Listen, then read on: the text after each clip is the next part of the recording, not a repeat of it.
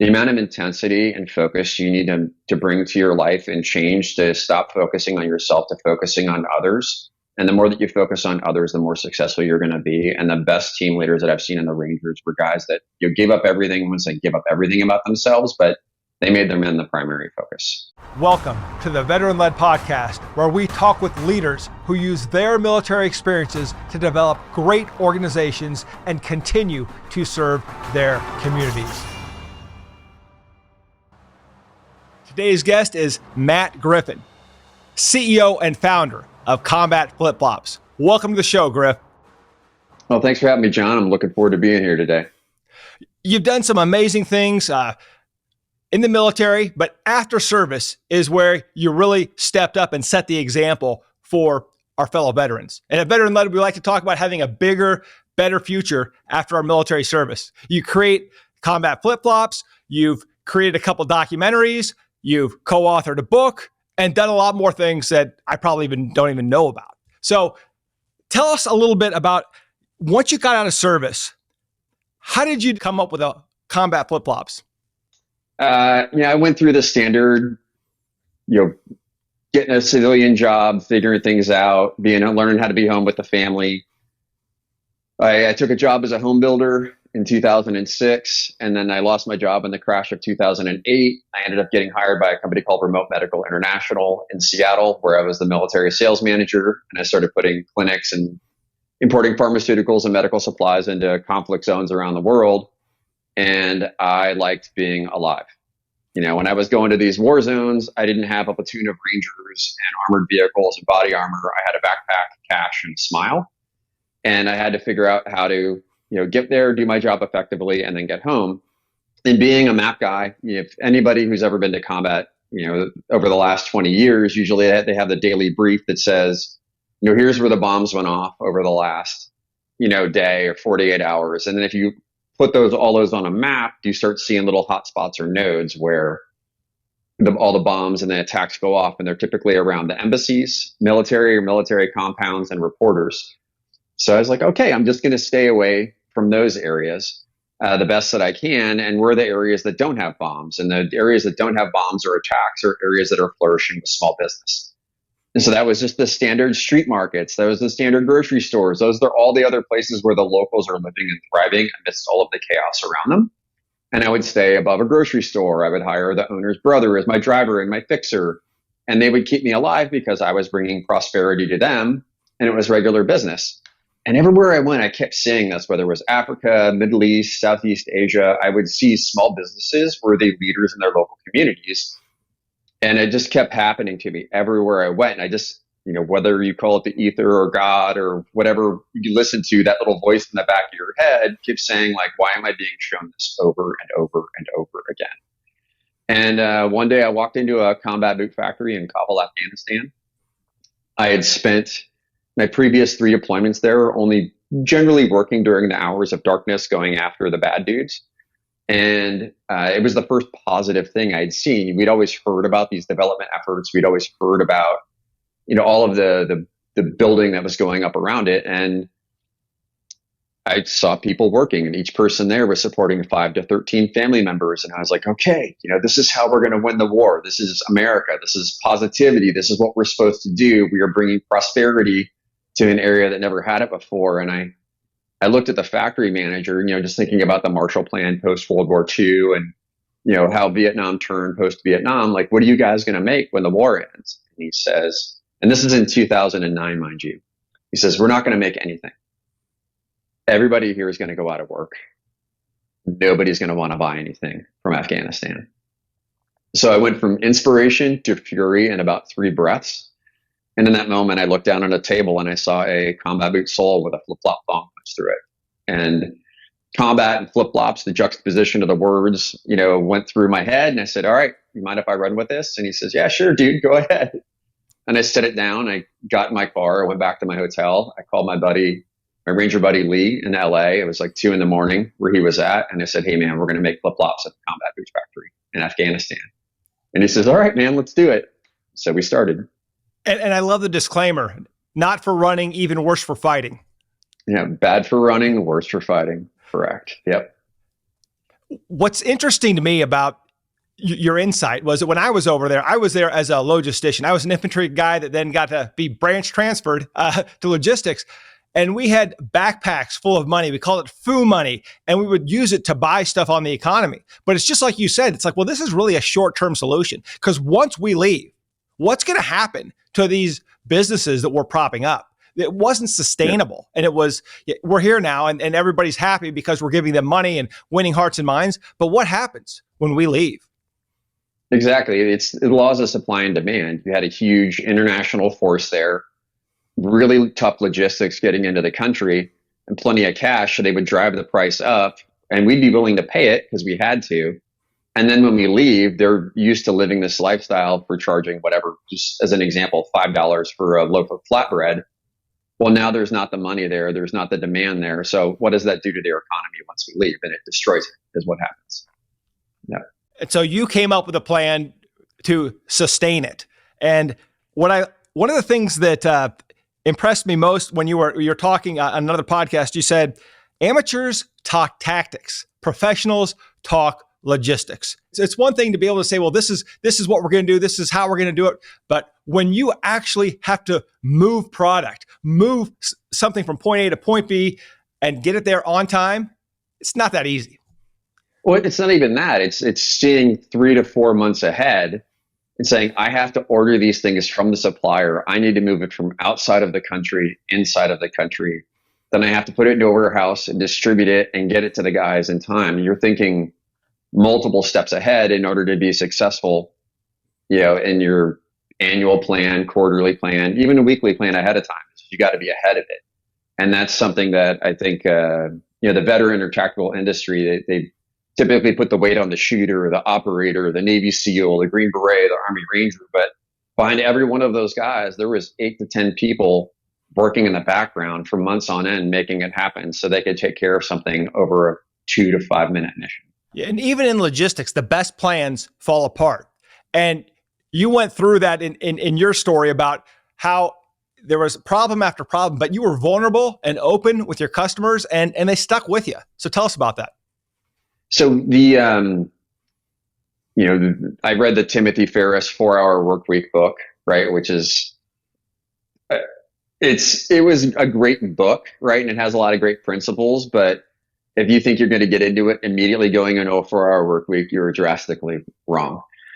So we had come up with the idea. We had built the product samples and the photo samples. We had gone and developed a website. We had gone to SHOT Show. We started releasing the product and we were pre-selling the items. So we sold about 4,000 pair of footwear in about 48 hours, which was just mind blowing for us. It's like, oh, small business is easy. This is great. Well, at the same time, there was a cross-border shooting between U.S. forces and Pakistani forces that shut down the entire Pakistan border for logistics to the U.S. effort in Afghanistan. And that was the route that we were going to use to get our supplies into the factory. That cost us a $10,000 air shipment to get our materials in. That was out of our first go. I was like, oh, there's a problem. Okay. It's steep. We'll pay it. There's enough margin in there. We might break even. And then the Obama administration announced the end of the Afghan war in 2014. And so the Afghans had all of their funding pulled in the coalition leadership for their purchasing and for the building of their military. And they passed all the responsibilities over to the Afghan leaders. Well, they looked at the price of buying stuff in Afghanistan, because you got to buy all the supplies from out of the country anyway. There's no rubber trees. There's no leather tanneries. There's no shoestring factories in Afghanistan. So you have to buy everything outside the country, bring it in, manufacture it, and distribute it versus, well, let's just buy it from China. It's a significant savings, and we have a limited budget and we need to support our service members. So the Afghans cut all of the contracts to the Afghan factories that we were using. So we were going to leverage their overhead. And, so that happened. We said, we're going to do one run. It'll be a cool story. We could write a book about it. Maybe somebody will make a movie someday, whatever. And then we'll be done. We'll be fine. Even if we break even, it'll be a good year-long project. That's just a really good story to tell. Well, we were supposed to take delivery in June, which then turned into July, which then turned into August. And so we were so fed up with it. My brother and I went down to the surplus store in Seattle, bought every duffel bag they had available, and then we flew to Kabul to go get our footwear. When we showed up, we found that we had thousands of pairs of beautifully assembled footwear made out of bad materials. Our material supplier in Asia bait and switched us. So we just smoked about a pack of cigarettes in 20 minutes. We cried a little bit. We called our wives and told them what would happen. And bad news doesn't get better with time. It just never does. And so I just crafted an email.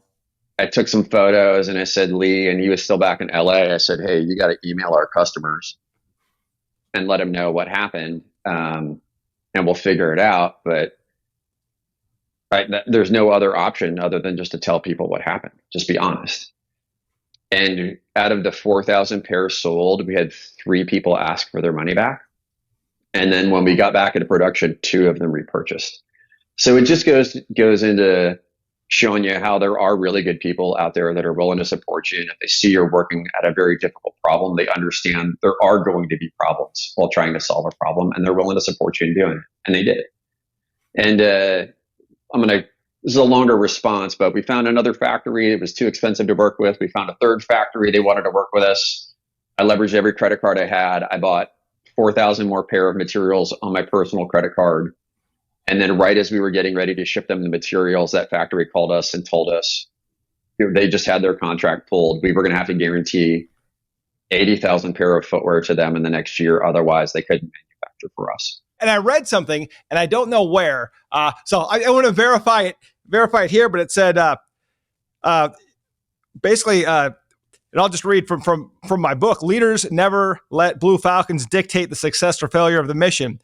When Army vet Matthew Griffin started Combat Flip-Flops, failure appeared at every turn. The first factory created a shoddy product that they had to give away. They found a second factory, but it shut down in the middle of production. And then, quote you, we made 4,000 pairs of flip-flops in my garage to get the company going. It's lots of hard work, but surrender is not a Ranger word. Surrender is not a Ranger word. And it goes on to say Griffin was let down by his major manufacturers, but he knew his company's success rested on his shoulders. And so that's, in essence, what you just told us. It's not just you going all in, doing everything you can. You got to be able to rely on your partners, your vendors, everybody else. And when it falls apart, instead of pointing the fingers, which you could have several times, you pointed the thumb and said, hey, this is where we are. I'm sure it was embarrassing and soul crushing, but you took responsibility, shouldered more than your share of the burden for what had happened, and they stuck with you. And I think that's a really important lesson for anybody in business, that, if you're going to lie about something, you're going to lose all credibility. But if you go ugly early and let them know, people are going to be more likely to stay with you. So once you got those customers that are flip-flops after almost a year? A year. Yeah. We had to ship that round of material to my house. And as it bobbed across the ocean, I sold everything of value in my house, and we built a guerrilla flip-flop factory in my garage, and friends and fellow veterans showed up. And from 4 a.m. to 7 p.m. every day for 4 months, we manufactured flip-flops, and I hand signed a note in every single pair. We threw a piece of bazooka bubble gum in there with them. And then people were stoked to get them. I mean, just after being a part of such a story, I think they were just really thankful to be a part of it, overcoming such significant challenges, because, we all have challenges in our lives, and it's very rare that we get to be able to push all the way through over this period of time. And I think people were really thankful to be a part of that story and contributing to the success of the company, which has grown so much over the years. And did you find that really built loyalty, that because they stuck with you initially, that those customers had a higher lifetime value, that they kept coming back? Or were you even tracking that stuff back then? No, we do. Like we have every record of every customer that's ever bought our stuff all the way back to the beginning. And I think the direct connection to me, and our team, there was only 4 of us at the time. But generally, if you were going to write the company, I was going to respond back to you immediately. I don't know how many hours I spent on customer service emails, customer service calls. But when oh no, it's the guy that I saw on TV. He's calling me. Yeah, man, this is my personal cell phone. I just want to let you know what's going on, and just being honest. I mean, that's the best thing that you can do. Is honesty is the best policy. And if we screwed up, we will own it.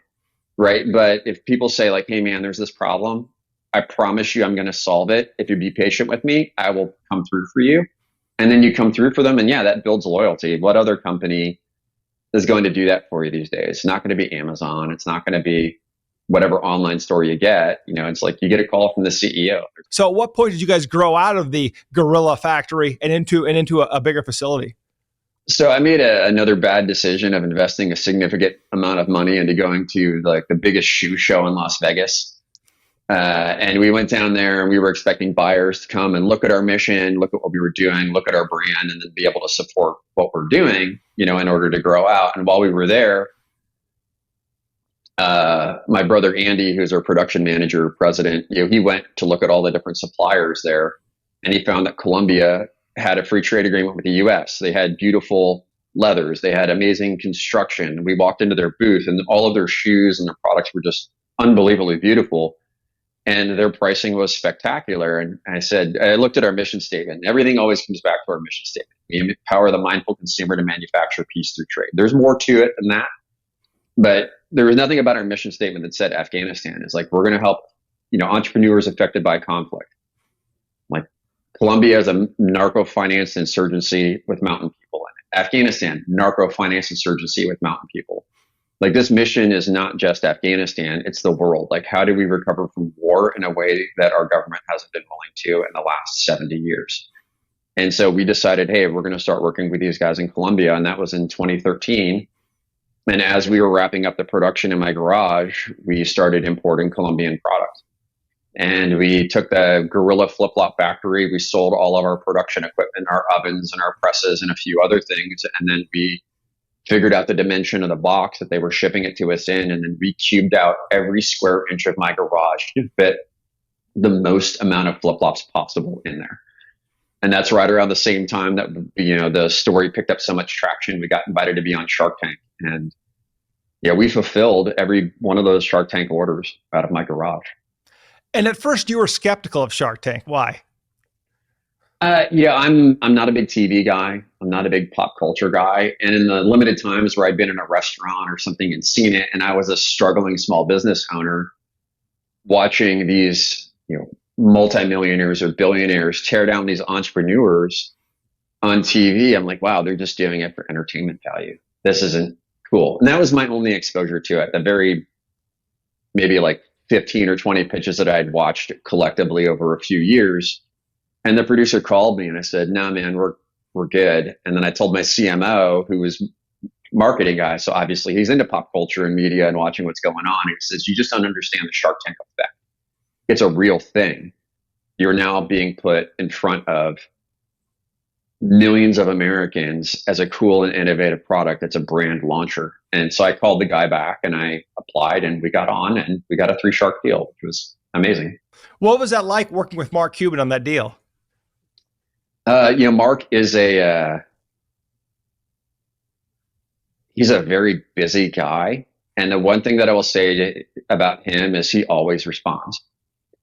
And he will do it in a very direct manner that's in your best interest, which is in his best interest. But if I send him an email now, I will have a response within 30 minutes, which is just tremendous to think about, a guy who's got hundreds of businesses in his portfolio. I can write him directly and he takes the time immediately to respond to me to provide direction. So I think he's just been great to work with. His team has, done what they've needed to support our business. And I'm just thankful that we're his partner. And you also have a long history of giving back, especially to Afghanistan. Tell us a little bit about that. So our primary charity for the past, I forget how many years we've been in business now, but we started in 2013 and it ended in 2021, but we put Afghan girls in school. We worked with Aid Afghanistan for Education, which is one of the leading literacy programs in Afghanistan for women. And the reason we did that is because educated women create educated families. Educated families are harder to radicalize. And if my mindset, my view is always as a warrior, I want to win a war. I want to represent America positively. Winning a war doesn't mean we have to throw the most amount of lead down range. It means we have to have the outcome that we want. And if our desire on this war on terrorism is to end terrorism, I believe the simplest most effective and ethical solution is to educate women. And if educated women are there, they're going to make sure their kids are educated, and they're going to be harder to radicalize. It's an outstanding story, but it doesn't end there. You've also done a couple of documentaries that I'd love for you to tell us about, skiing the highest mountain in Iraq, and then, of course, the D-Day jump at the 75th commemorative anniversary. So if you could just tell us a little bit about what was the inspiration for doing those, and did those help the Combat Flip-Flop brand for you being the face out there doing these amazing things? So I'll answer the second question first. This is like, I don't think it helped the Combat Flip-Flops brand. Yeah, I think just the way the media and social media goes these days, people will sue me, but they won't associate me with the brand. And the documentary was more important than a marketing effort for the company to a degree. Like, it's accomplishing the mission and the message wasn't salesy for my brand. It was getting the message out there. So Stacey Bear, he runs a program called Adventure Not War. And he was planning to be the first guys to ski off the tallest mountain in Iraq. And he called me and he said, "Hey, do you want to be a part of this?" And I said, "Hell yeah, I do." So very cool. We worked with Max Lowe and went out there and created a film. We had 2 cameramen, a couple mics, 3 skiers, and there was 5 of us in a crew. And we contracted some drivers and some helpers and a guide, and went out there and we hauled our base camp up through 3,000 feet of minefields and skied off the top. And it turned out to be an award-winning documentary that got plenty of recognition in Cannes and Tribeca. And that was my first taste of documentary film work. And then about 2 years later, I was going to go jump into the 75th anniversary of D-Day. I'm an Army Ranger, and one of my buddies in our Ranger groups floated that he was going to jump. So I signed up with the Round Canopy Parachute Team. And that is an excellent organization, by the way, the Round Canopy Parachute Team. And I posted it on my Facebook, and a buddy of mine's mom, Scotty Domey, and her son is Christopher Domey, who was Sergeant First Class Chris Domey, which was the most deployed soldier in American history to ever be killed in action. So he was killed in October of 2011, I believe, is the year. And she goes, "I want to jump too." And again, problems, solutions. You can't tandem an older woman on a static line jump. It's just too dangerous. And so we said, okay, well, we'll have to figure out free fall. And I called the Round Canopy Parachute Team. Bill Markham and the guys there were amazing. And they said, yeah, there are free fall loads. They're not guaranteed, but we can work with you to get a free fall load to make this happen. And so at the time, I didn't know how to skydive. I'd only been static line certified. So I had to learn how to skydive. I had to find a tandem master. I found another Army Ranger to help tandem her. And then thankfully the drop zone that I jumped at was full of Red Bull guys. And so we found all the cameramen that we needed to make it happen. And we all went to Normandy, and with partnership with Google and Devon Supertramp, we all put it all together and we made this documentary that within less than a fiscal quarter made it into the Sundance Film Festival, which was pretty amazing. It was a good time. Yeah. But I would say if you guys watch it, like, don't watch it around other people if you're afraid of crying, because there's always one scene in there. I don't know how many times I've watched it, but it's always cutting onions. Yeah, amazing documentary and so well done. And then that begs the question, what next? I mean, if we go through, they're your 2nd Ranger Battalion, you're an officer, a West Point graduate, leading soldiers, and then come back and start to make a difference in those same areas. I think when I remember reading about this, it was the combat flip-flop came from the idea that, the ANA, the Afghan National Army, we were putting them in boots, but they were used to moving around in flip-flops because they were praying multiple times a day. So how did that click in your head? How did you say, wait a minute, these guys don't wear boots. They should be wearing flip-flops. That's what they normally wear. How did that come about in your head? Yeah, that wasn't me. That was the factory manager who was running that factory. A former Marine named John Boyer was witnessing. I mean, his factory was right down the road from the basic training center for the Afghan National Army. And they were obviously going there to see what the soldiers needed so that way they could produce equipment. And then he just saw the problem of them losing tens of thousands of man hours per day because Afghan soldiers don't know how to tie shoelaces. So he said, I'm going to create a product that fixes this. And so this was his idea. which ended up with the original combat flip flop. And my idea for it is I think Americans would just really like a combat flip flop. I think there's a market for it. I think it's a fun story, and I think people would want to buy it. And we can mash the two together, and that's how we started the brand. And during the brand building and growing the company, I'm sure you learned a lot of leadership lessons, but this takes us into the after action review. Your 3 best examples of leadership and the 3 worst examples of leadership you observed either as a civilian or in the military. It can be you. You don't have to name names, but if you wanted to share with our veteran community the greatest examples of leadership that you observed. I'd have to start with, he was then Captain Brandon Tagmeyer. He was then turned into Colonel Tegmeyer, who was the colonel of the Ranger Regiment. But he said a line to me one time when I'd missed something as his company fire support officer. And he said, "Don't expect what you don't inspect." And that one stuck with me. Like, don't expect what you don't inspect. A lot of people will tell somebody to do something, you'll think that it will happen, and then you get to the end and you didn't inspect it along the way to make sure that it was going to be right, and you'll fail. And so he was always great about like telling us and then checking in and making sure. And that's something that stuck with me for a long period of time. Second best example of leadership, I'd have to say, is just Ranger team leaders. Like they are just dedicated. It's like they're a guy who stepped out of a following role into a leadership role. And it's just something about Ranger team leaders when they finally know that like they're not just responsible for themselves, but they're responsible for 3 other guys. The amount of intensity and focus you need to bring to your life and change to stop focusing on yourself to focusing on others. And the more that you focus on others, the more successful you're going to be. And the best team leaders that I've seen in the Rangers were guys that gave up everything once they give up everything about themselves, but they made their men the primary focus. And by having them be successful, they were going to be successful. Other examples of leadership, I'd have to say that, I've had more examples of positive leadership, I think, in the civilian community than I have in the military community, because the military can get a little bit toxic every now and then.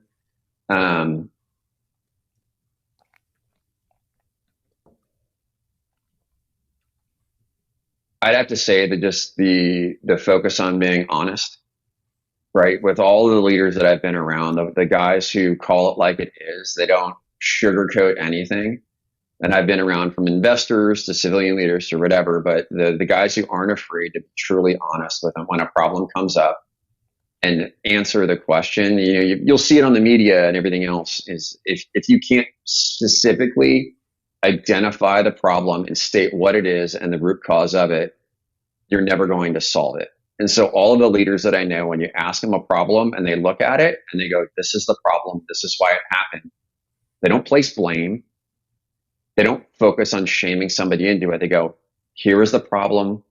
How are we going to fix it?" And they change everybody from a panic mindset into a problem solving mindset. And that is the one thing that I would have to say, like I have taken and bred into my normal life, is it's probably come back to bite me because I am a problem solver and people call me to solve problems. But when you can clearly identify the problem, articulate it, get everybody to agree on it, that lets all of that go so you can focus on solving it.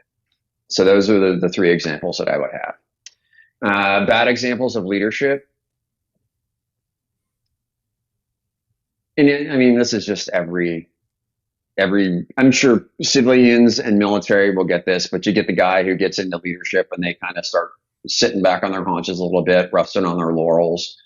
But the guys that, rest on the awards that they got when they were a junior dude and think that will carry them into being a better leader, and they really don't accept the fact that the previous awards they have are going to not translate to their current responsibilities.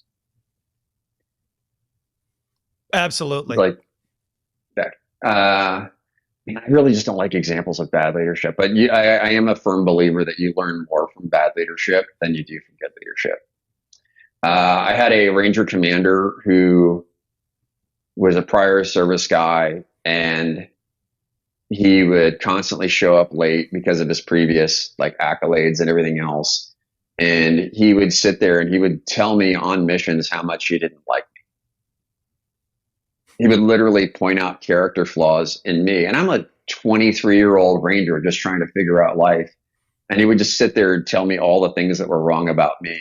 Meanwhile, he wasn't doing his job. And so that was another bad example. So you shouldn't put down your subordinates, even if they do have character flaws. You can't just go and call them out directly. You need to get them focused on, hey, here's where you're at. Here's what you can do to be better. Let's make a plan. Let's do this together.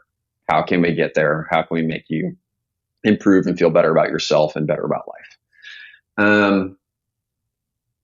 And then just the other form of bad leadership, and I can't get around it. I can't not call it out, but the Afghan withdrawal, everything from the civilian leadership to the military leadership of that was an absolute failure. And they put thousands of Americans at risk.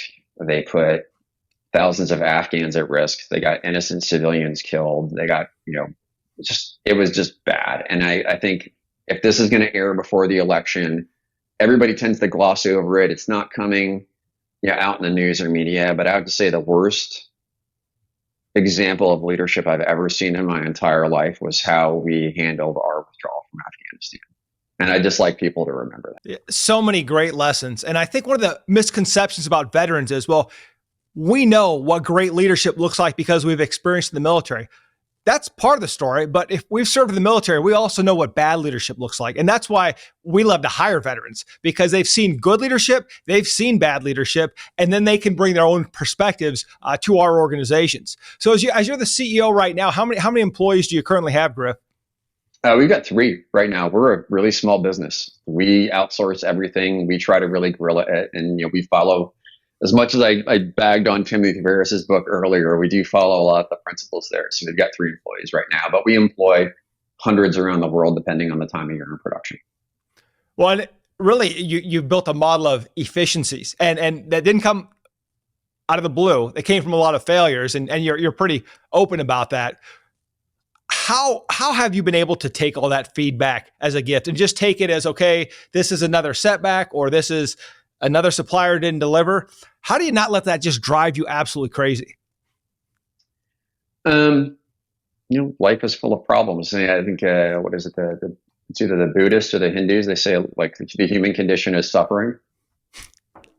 We keep getting taught these lessons over and over again until we learn to get beyond them, right? And I would have to say that I was repeating problems. I'd have the same thing show up in my life over and over again. And then that means I have to take an honest look at myself and ask myself, what actions am I taking that are creating these conditions for this problem to exist? And then what steps can I take over time to fix that and remove those problems from my life? And once you do that, and it takes years to figure out. Like, I have a journal that I write in just about every other day, and I've started it January 1st, 2017. And I literally have a stack that's almost waist high now of journals. And I have the majority of the book is full of problems and stuff I got to do. But I do take a section of every day at the top of my journal, and I write in GTHT, good things that happened today.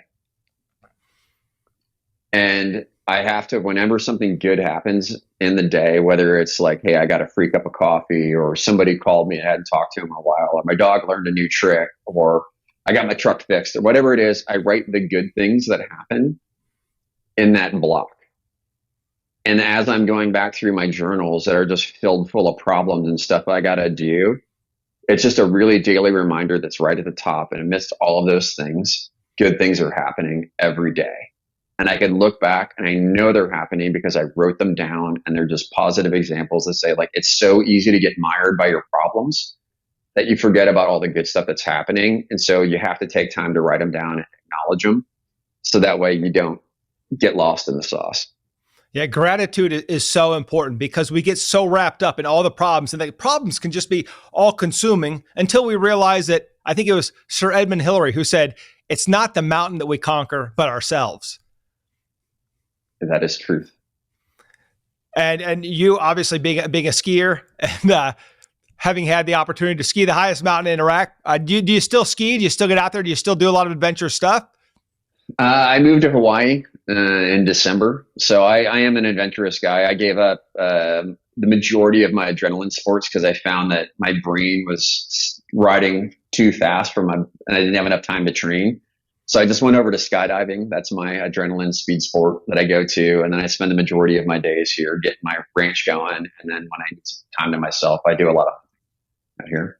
So I spend time out in the woods being quiet and hunting sheep, cows, goats, pigs, everything else. It's just fun. So you're able to disconnect and enjoy life. When it goes to being able to share the successes, do you have a mentor, or do you seek out mentors, or who develops you now that you're the CEO of a company? I have mentors. I take mentorship seriously. I have 3 mentors that I work with, generally pretty focused, and I might talk to them once a month or once a quarter. And it used to be a lot more back in the day, but I take mentorship very seriously, and I mentor guys on mentorship, which is if you seek a mentor who has the skills and ability to help you work through a problem, be respectful of their time. Here is my problem, clearly articulate it. Here are the conditions that are leading to this problem, clearly articulate those. Here's what I'm thinking about doing. Can you provide me some mentorship on this? Let's schedule a time to go do it. Right. So then you'll get on a half an hour call with them. And for somebody like that to take a half an hour out of their time is a lot. They're giving you a lot. And then they're going to give you their advice, their unfiltered feedback. You write it down, and whether you like it or not, you have to take the actions that they give you, right? Otherwise, you're just repeating the same things you've done before. And then once you've taken those actions for a couple of weeks, you go and you write the mentor, hey, I did these actions. Here's what I did. Here's how it's changed. It's either better or worse. What can I do next? Let's schedule some more time. And it's a very focused process if you're going to actually have a mentor, to take it seriously. It's not a counselor. It's not a buddy. It's a mentor. This is somebody who's helping you become better at a certain task or skill. So treat it like that. And then when the guys that I mentor, we do the same thing. They tell me, here's my problem. Here's the conditions that are leading to that problem.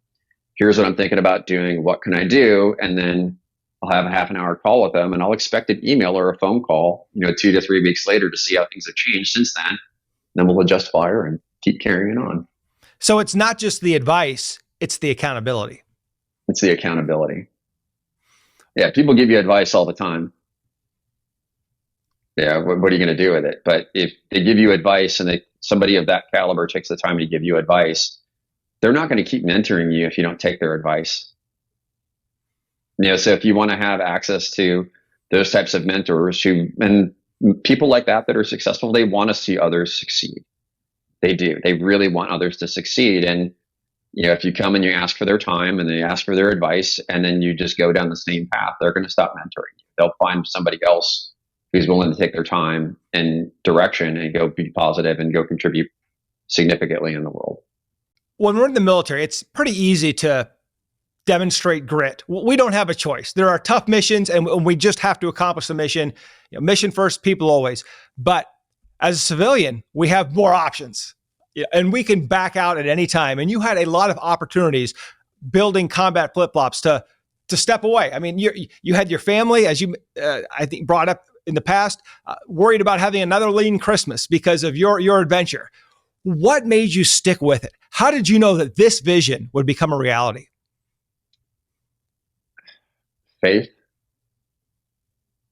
It's really what it was. Just every time we ran into some problem that just seemed just totally unconquerable, there was an outlier gift from the universe that just came and you go, hey man, I got the solution for you right here. You've worked hard enough. You've worked long enough. You've gone through every other problem. I'm going to give you this little gift. And I would say like Shark Tank was one of that for us. Like I was going to shut down the company before Shark Tank. Then they came along and we were supposed to air in November. So I went and bought for Veterans Day, and I bought all of this inventory. Veterans Day came and went, and they didn't have our airing. We were financially deep in the red. And so we cleared out all of our inventory, got everything back up to break even. All of the inventory that I had would have sat on my desk. I might have had like 30 pair of flip-flops left. And then we got the call that said, hey, you're going to be on in 2 weeks. And we had to beg, borrow, and steal some cash. right? To get back into production and make it happen. And that like catapulted things forward through the year. It's just, there's no other way that I can describe it when I tell the stories to people of, the things that have come along with this is there is some divine purpose in here where we're supposed to be doing this. Like we are being positive representation of America and Americans abroad. We are helping those in conflict areas. We're putting girls in school. We're clearing landmines. We're getting veterans on surfboards. And for some reason, karmically, it just keeps pushing us forward. All I can say is it's just faith. What advice would you have for a veteran out there who is struggling, has started their own business and is starting to feel the struggle and is questioning, do I keep going or do I stop? I say you're going to have to do a real honest assessment of your time. And what I found is as a young business owner who'd gone through these training programs, who had access to, all of the MBA programs, you should do this or you should do that. But when you get down to it, there's a lot of shiny balls that are out there that will distract you from your time. And are you actually being truly effective and focused on things that are pushing your goals and objectives forward? Which, as Mark Cuban says, sales cures all problems. Like, are you spending the weight of your time generating revenue for your company to help solve the other problems that you have that might be related to logistics or design or manufacturing? And if you're distracted and you're surfing social media and you're answering all the different emails to somebody who's going to increase your return on ad spend by 50x and all that other stuff, like, are you not being effective? But if you find that you are truly being effective and your business just isn't going for some reason or another the way you should, is like, how do you gracefully and respectfully like take the lessons that you learned and pivot your life and take care of your employees and your team and your family members without crashing your own? I mean, businesses fail every day. It happens. Mine has almost failed multiple times. We're still not a wild success. We're not driving Bentleys or Ferraris. We still manufacture products in war zones, which you don't make a lot of money at, like fighting the uphill fight against Nike and Reebok and all the other guys, but if you're comfortable with your life, then, just keep going forward. And if it's not something you feel like you want to do anymore and you got sold on the dream and it just really isn't what you want to do, there's nothing wrong with that. There really isn't. Great advice. To simplify, what I just heard is, hey, first look inside. Are you doing all the things you need to do to be successful? Then look at the market. And if the market doesn't want you, then maybe it's time to pivot. Yeah, if you're focused on the actions and not the outcome, you're likely going to fail.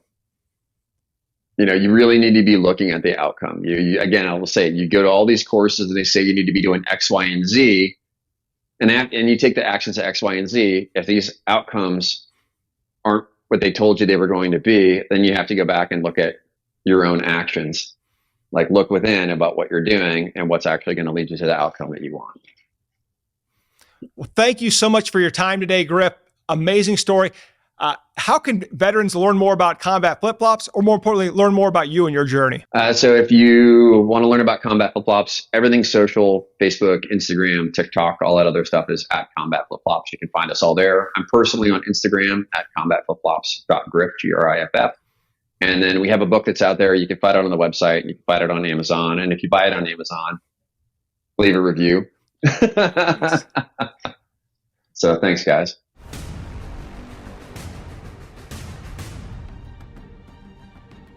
Thank you for joining us today on Veteran Led, where we pursue our mission of promoting veteran leadership in business, strengthening the veteran community, and getting veterans all of the benefits that they earn. If you know a leader who should be on the Veteran Led podcast, report to our online community by searching at Veteran Led on your favorite social channels and posting in the comments. We want to hear how your military challenges prepared you to lead your industry or community, and we will let the world know. And of course, hit subscribe and join me next time on Veteran Led.